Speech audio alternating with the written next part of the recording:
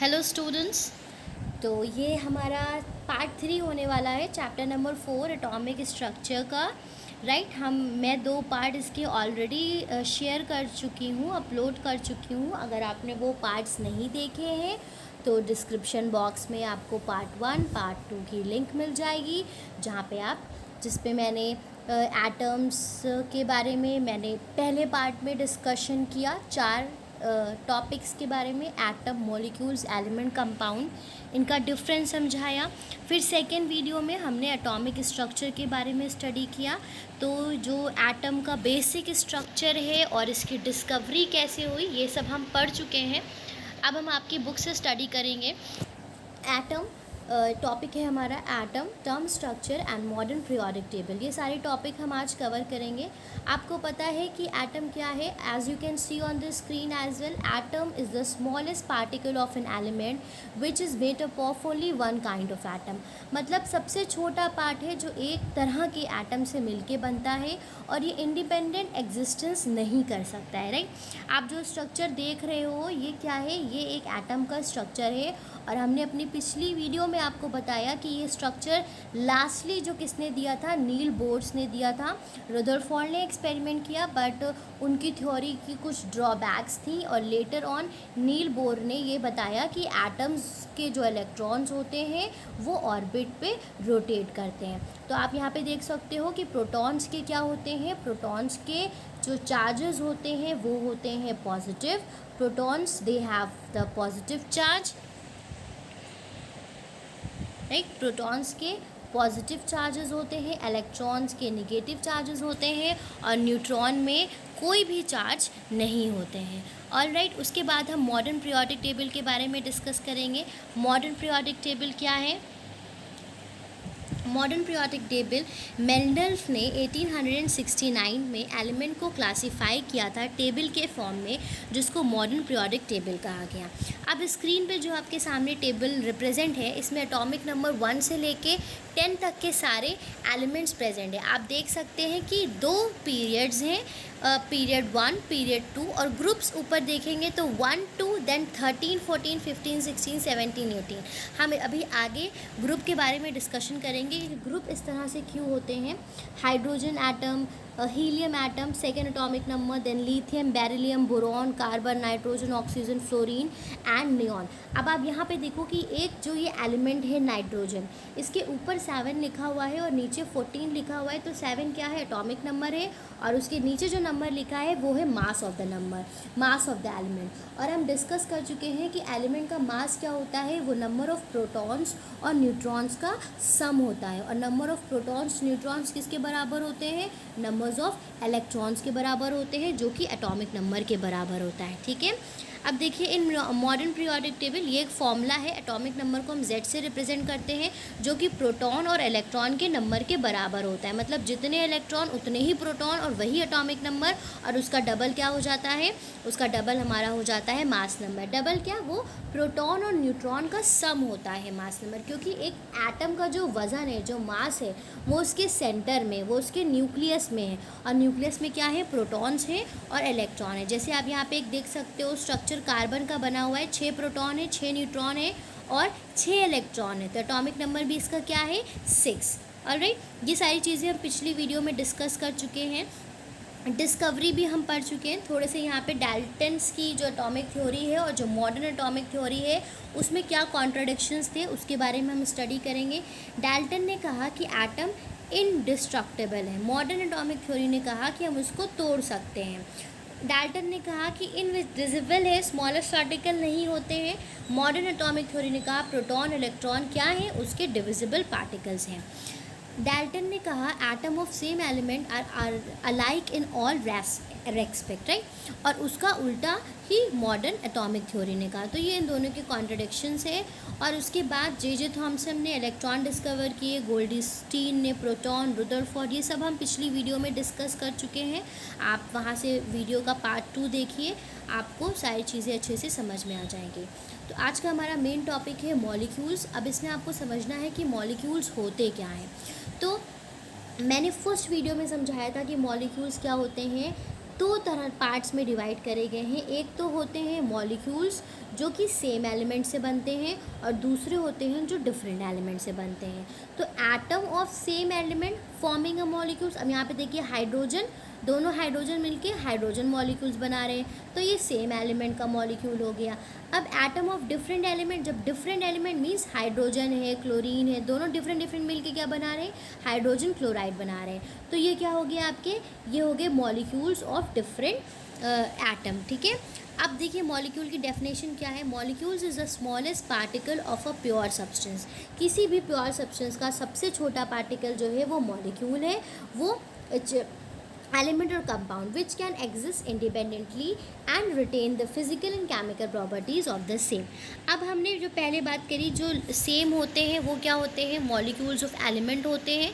Molecules of element जो हम first video में ही डिस्कस कर चुके हैं, सेम काइंड ऑफ एलिमेंट के बने होते हैं। मॉलिक्यूल्स ऑफ एलिमेंट किसके बने होते हैं, सेम काइंड ऑफ एलिमेंट के। तो जो सेम काइंड ऑफ एलिमेंट के हैं वो क्या है, मॉलिक्यूल्स ऑफ एलिमेंट है। अब जैसे यहाँ पे हाइड्रोजन एटम्स हैं, तो दो हाइड्रोजन मिलके एक मॉलिक्यूल बना रहे हैं, हाइड्रोजन का मॉलिक्यूल, तो ये मॉलिक्यूल ऑफ एलिमेंट है, राइट। फिर उसके बाद ऐसे ही नाइट्रोजन का एग्जाम्पल दिया गया है। फिर दूसरा टॉपिक देखिए, molecules of compound. Molecules of compound पे डिफरेंट काइंड ऑफ एलिमेंट होंगे। तो बात करी थी ना कि दो तरह के मॉलिक्यूल्स होते हैं, molecules of element and molecules of compound. अब यहाँ पे क्या हो रहा है कि हाइड्रोजन ऑक्सीजन, तो दो डिफरेंट तरह के एटम्स हैं और वो मिलके जो बना रहे हैं उसको कहते हैं molecules of element, sorry molecules of compound. Alright, तो अब मूव करते हैं नेक्स्ट टॉपिक पे, जो कि हमारा मॉलिक्यूल और एटॉमिसिटी है। एटॉमिसिटी का मतलब क्या है कि नंबर्स ऑफ एटम जो प्रेजेंट हों मॉलिक्यूल ऑफ एन एलिमेंट में, राइट। नंबर्स ऑफ एटम जो मॉलिक्यूल ऑफ एन एलिमेंट में प्रेजेंट होते हैं उसको कहते हैं एटॉमिसिटी। ठीक है, समझिए मॉलिक्यूल ऑफ एन एलिमेंट की बात हो रही है। अब मोनोटॉमिक मतलब वन एटम प्रेजेंट है, जैसे helium, neon, argon, krypton, noble gases, metal के नीचे एग्जाम्पल दिए हैं। फिर diatomic molecule, a molecule of an element मतलब वो मॉलिक्यूल ऑफ एन एलिमेंट जो दो एटम कंप्राइज करता है उसको डायटोमिक कहते हैं। जैसे H2, अब ये क्या हो गई, एलिमेंट्री गैसेस हो गई, oxygen gas, chlorine gas, nitrogen gas, तो ये क्या हो गए, ये डायटोमिक मॉलिक्यूल्स हो गए। फिर ट्रायटोमिक मॉलिक्यूल्स तीन होंगे, नाम से ही पता चल रहा है, ओजोन और O3। ठीक है, फिर पॉलीएटॉमिक मतलब जिसमें मोर देन 3 होते हैं, फॉस्फोरस, सल्फर, ये वाले जो हमारे कंपाउंड्स हैं ये क्या हो गए, पॉलीएटॉमिक मॉलिक्यूल्स हो गए, राइट, जो मॉलिक्यूल्स हैं। उसके बाद टर्म आता है रेडिकल। रेडिकल को समझने की ज़रूरत है। रेडिकल सिंगल एटम भी हो सकते हैं, ग्रुप ऑफ एटम भी हो सकते हैं, लेकिन वो बिहेव करेंगे as a single unit, right. और उनकी खासियत ये होती है कि इनके ऊपर चार्जेस होते हैं। अब वो पॉजिटिव भी हो सकते हैं और वो निगेटिव भी हो सकते हैं। एक रेडिकल एक रिएक्शन में जब रिएक्ट करता है तो वो अपने आप को स्प्लिट नहीं करता, मतलब ब्रेक नहीं होता। मतलब अगर अमोनिया का रेडिकल NH4 है तो वो NH4 प्लस ही रहेगा, वो फर्दर ब्रेक नहीं करेगा, राइट। तो अब नीचे देखिए कुछ एग्जाम्पल्स दिए हुए हैं रेडिकल के। अमोनिया NH4 हो गया, कार्बोनेट CO3 हो गया। अब इसमें जो जो एटम्स हैं ग्रुप के वो आप उसको स्क्रीन पे देख सकते हो। फिर रेडिकल के टाइप्स की बात करते हैं। Then radicals are of 2 type, positive and negative. Depend करता है कि उसमें चार्जेस क्या हैं। Positive radical, it is a radical which behave like hydrogen और अ मेटल। मतलब पॉजिटिव कौन से होंगे, मेटल्स होंगे इन अ केमिकल रिएक्शन, जैसे अमोनियम रेडिकल। अब निगेटिव वो है जो नॉन मेटल के जैसे रिएक्ट करते हैं, जिसके ऊपर निगेटिव चार्जेस होते हैं। फिर बेसिक और एसिडिक रेडिकल्स क्या होते हैं, कंपाउंड को कंसीडर किया जाता है to have a positive and negative part. The positive part is called the basic radical, और जो उसका निगेटिव पार्ट होता है उसको एसिड रेडिकल कहते हैं। जैसे यहाँ पे देखिए कंपाउंड दिया गया सोडियम नाइट्रेट, ठीक है, एक कंपाउंड एग्जाम्पल लिया गया सोडियम नाइट्रेट। अब इसका पॉजिटिव पार्ट क्या है, Na+ है, ठीक, और निगेटिव पार्ट क्या है, NO3- है। तो ये पॉजिटिव पार्ट बेसिक रेडिकल हो गया और इसका ये क्या हो गया, एसिडिक रेडिकल्स हो गए हैं। तो ये दोनों रेडिकल्स, लेकिन इनको डिवाइड कर दिया गया पॉजिटिव और निगेटिव के बेसिस पे। ऐसे ही अमोनियम, फिर ये सल्फेट, इसका हो गया हमारा एसिड पार्ट, एसिड रेडिकल। फिर आयन्स क्या होते हैं, सॉल्ट में आयन होते हैं। The positive and negative part exist as ion. मतलब जब यही पॉजिटिव निगेटिव कहाँ होंगे, सॉल्ट में पढ़ेंगे हम, तो वो क्या हो जाएंगे, आयन्स हो जाएंगे, उसको हम आयन बोलेंगे। तो जैसे Na+ सॉल्ट में है तो ये क्या हो गया, ये हमारा आयन हो गया, राइट। उसके बाद जो नीचे एग्जाम्पल दिया हुआ है NO3 एनायन हो गया, तो ये कटायन हो गए और ये अनायन हो गया। कटायन मतलब पॉजिटिव चार्ज, अनायन मतलब निगेटिव चार्ज। ऑलराइट, उसके आगे बढ़ते हैं। उसके बाद हमारा जो टॉपिक है वो वैलेंसी है। अब देखिए वैलेंसी को आपको बहुत अच्छे से समझना है। वैलेंसी क्या होती है, पहले रीड करिए। वैलेंसी ऑफ एन एलिमेंट और radical is the number of hydrogen atom which can combine with और डिस्प्लेस। मतलब ये वो नंबर्स हैं जो जैसे एक एलिमेंट किसी के साथ जो शेयर कर रहा है नंबर, चाहे वो उसको दे दे या ले ले, वो नंबर्स ऑफ हाइड्रोजन एटम्स वो वैलेंसी कहलाते हैं।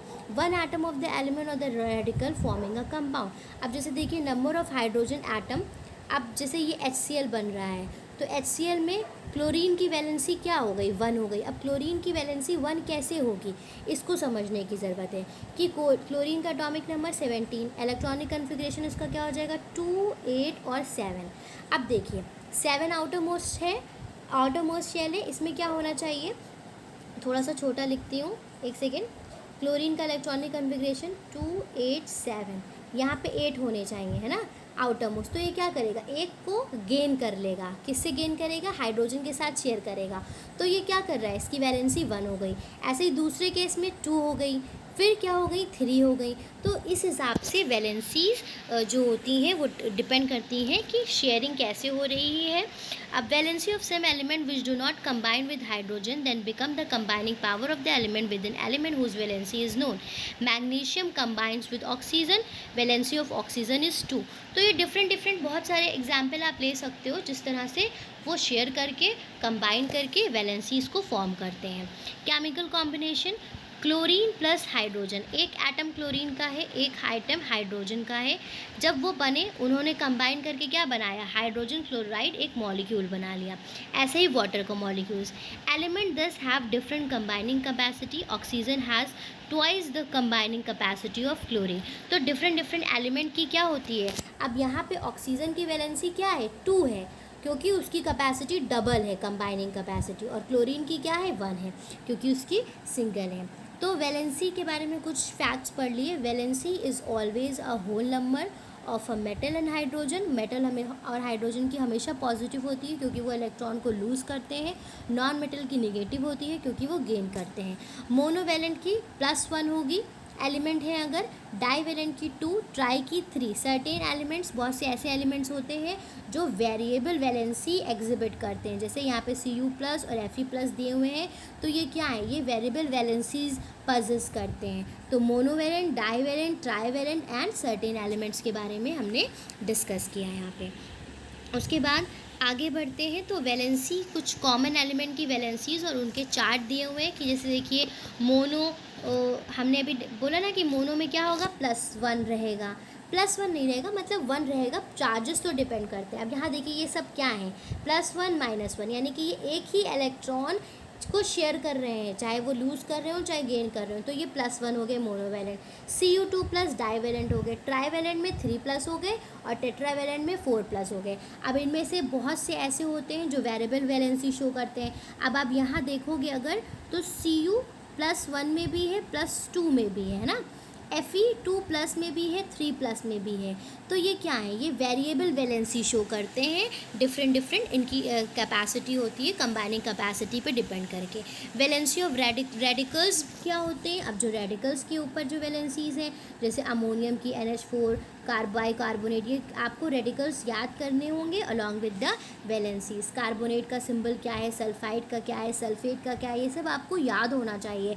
फॉस्फेट अगर आपको किसी में मॉलिक्यूलर, क्योंकि अभी हम मॉलिक्यूलर फॉर्मूलाज आगे डिस्कस करेंगे तो उसके लिए आपको ये याद होना ज़रूरी है कि फॉस्फेट PO4 3- होता है, सल्फाइड SO3 2- होता है, सल्फेट SO4 2- होता है, हाइड्रोक्साइड OH- होता है। -1 लिखो या माइनस लिखें, बात एक ही होती है, ठीक है। तो ये वैलेंसीज रेडिकल की हो गई। उसके बाद वेरिएबल वैलेंसी की बात करते हैं तो वेरिएबल वैलेंसी, कॉपर मोनोवैलेंट भी है, डाईवैलेंट भी है, आयरन डाईवैलेंट भी है, ट्राईवैलेंट भी है, लेड डाईवैलेंट भी है और टेट्रावैलेंट भी है। तो ये डिफरेंट और भी होते हैं बहुत सारे एलिमेंट्स जिनकी वैलेंसी क्या होती है, वेरिएबल वैलेंसी को वो पजेस करते हैं। ऑलराइट, तो स्टूडेंट्स आज की वीडियो में हमने इतनी चीज़ें डिस्कस करी हैं। इसको अब आपका होमवर्क है that you all have to read the content till here. इसको यहाँ तक के अच्छे से पढ़ेंगे, फिर आगे के जो हमारी वीडियो होंगी उसमें हम डिस्कस करेंगे कि केमिकल फॉर्मूलाज कैसे बनते हैं।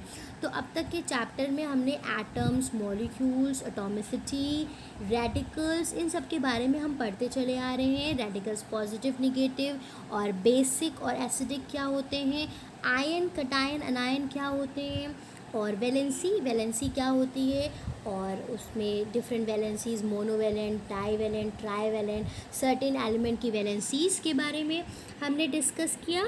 और कुछ कॉमन, ये जो चार्ट आप इस स्क्रीन पे देख रहे हो ना, इसमें जितने भी एलिमेंट्स लिखे हैं और उनकी वैलेंसीज़ लिखे हैं। देखो, आप लोगों को वैलेंसी को याद करने की ज़रूरत नहीं होगी। वैलेंसी को बस आपको ऐसे ही समझना है कि जैसे सोडियम है, ठीक है, मानिए कि सोडियम का मैं एग्जांपल लेती हूँ, तो 11 उसका इलेक्ट्रॉनिक कॉन्फ़िगरेशन होता है, सॉरी एटॉमिक नंबर होता है। कॉन्फ़िगरेशन क्या हो जाएगा, 2, 8 और 10 और 11। तो अब देखिए इसमें 1 क्या करेगा, ये 1 आउटर मोस्ट इलेक्ट्रॉन में 1 है, आउटर मोस्ट शेल में 1 इलेक्ट्रॉन है।